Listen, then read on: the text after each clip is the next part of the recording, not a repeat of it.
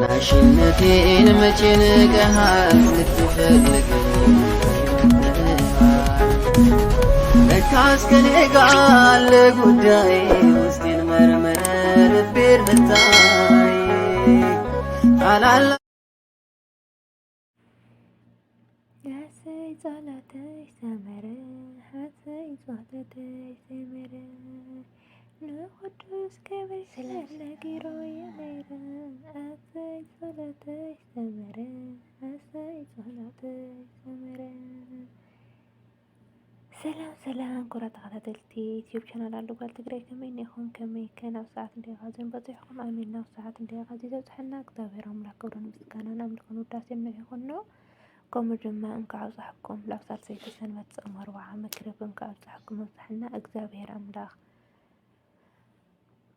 ብሰላም ጀሚሩ ብሰላም የፈጽመና ብዓድን በረኻን ይሓልወና። ኩራ ተኸታተልቲ ከምኡ ድማ ሳብስክራይብ ዘግበርኩም ሳብስክራይብ ግበሩ፣ ላይክ ሼር ኮመንት እናገበርኩም ለርጌታታትኩም ኣይፈለየኒ ክብራተይ ሳብስክራይብ ዝገበርኩም ብጣዕሚ እየ ዘመስግነኩም ዘኽብረኩም እና ልማዓንቲ ብሓድሽ ነገር የመፅአኩም ነሱ ከዓ ዩቲዩብ ወይ ኣብ 4 ወርሒ ኮንግራ ኢልኒ ሙነታይ ዝኮይነ ተቐቢልኒ እግዚአብሔር ኣምላክ ክብርን ምስጋና ንዑ ይኹን። በእውነት ተሓጓሰይ እንደ ወሰን የውሊ ማለትስ ኣብ 24 ሰዓት ከይመላኹ ናይ ምሸት 5 ሰዓት መሊአስ ሰዓት 12 ናይ ኣጋ ምሸት ካስ ሙነታይ ዝኮይነ ኮንግራ ኢልኒ እንደ በእውነት ኣነ ከምቲ እንታይ ስሙን መስለኒ በቃ ብጣዕሚ ሓጎሰይሲ ቁጥጥር የውልና እግዚአብሔር ኣምላክ ክብርን ምስጋና ንዑ ይኹን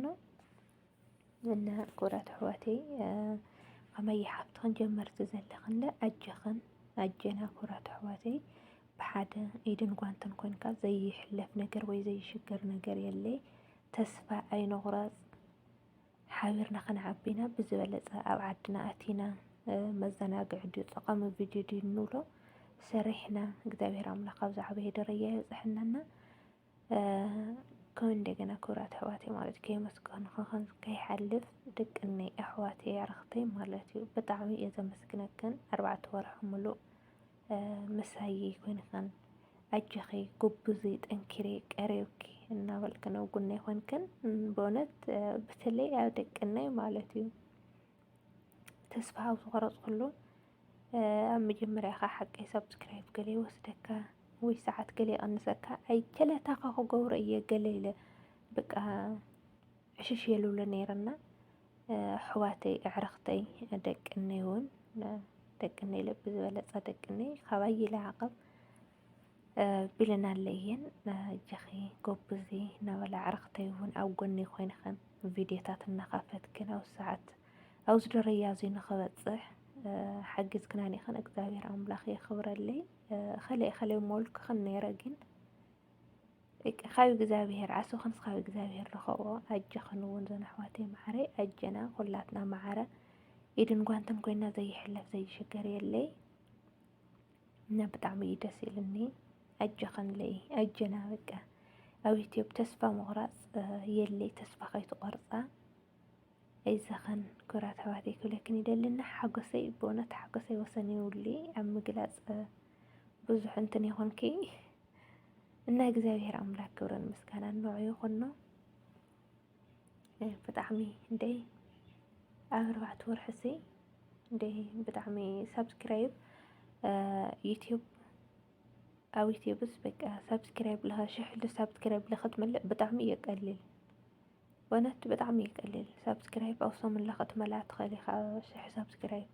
4000 ሰዓት ግን በቃ ብጣዕሚ እዩ ባህ ናብ ማንዲ ክመልእ 4000 ሲ ናብ ማንዲ ክሕለፍ ወይ ናብ ማንዲ ከምዚ ክገብረኒ ገለ ኢኻ ትብልና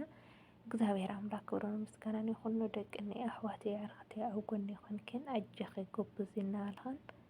ቪድዮታት እናኻፈትክን ኣብ ሰዓት እዚ በፂሐ እሞ እግዚአብሔር ኣምላኽ የኽብረለይ ብጣዕሚ ደስ ኢልኒ እና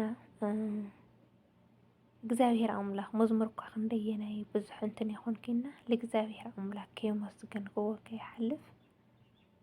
ንእሽተይ ብትገልዳፈ እንደይተይ ክዝምር የና ጸሎተይ ሰመረ ሃሰይ ጸሎተይ ሰመረ ሃሰይ ጸሎተይ ሰመረ ሃሰይ ጸሎተይ ሰመረ ንቅዱስ ሚካኤል ነጊሮየ ነይረ ሃሰይ ጸሎተይ ሰመረ ሃሰይ ጸሎተይ ሰመረ እና ኮረተ አሕዋተይ እግዚአብሔር አምላኽ ይቅር ይበልልኝ። በታይ ስሙ መዝሙር እንትን ይኾንኩና ለእግዚአብሔር አምላኽ ላይ ከመስገን ኩሉ ከይሓልፍ እየ እግዚአብሔር አምላኽ ያኽብረልይ የመስግነልይ። ከዚውን ላይክ ሼር ኮመንት ሳብስክራይብ እናገበርኩም ካብ ጎኒ ኣይትፍለዩ ኣይትፈለዩንና ስሰናይ ንዓኹም ፍቕራተይ